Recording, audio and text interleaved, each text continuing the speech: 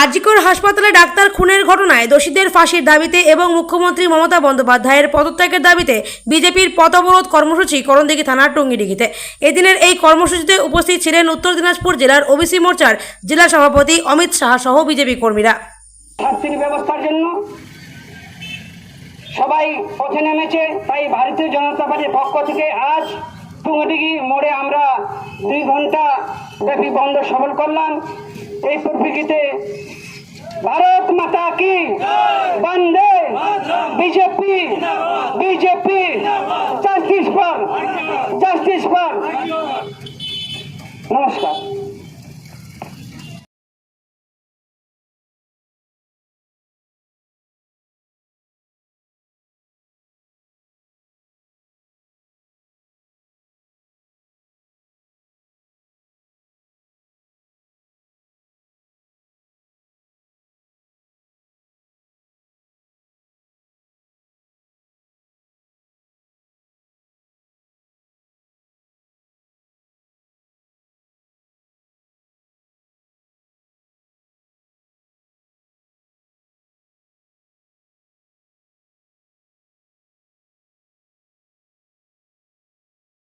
BJP जिंदाबाद, तिलक कमर न्याय विचारे दाबिते बीजेपी लड़ছে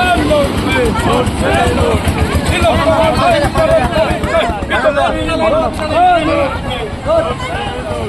भारत माता की जय, भारत माता की जय। We want justice for জনতা পার্টির গোটা পশ্চিমবঙ্গ ব্যাপী তিলক তোমার ন্যায় বিচারের দাবিতে আজ 12টা থেকে নিয়ে 2টা অবধি পদ অবরোধ কার্যক্রম ছিল।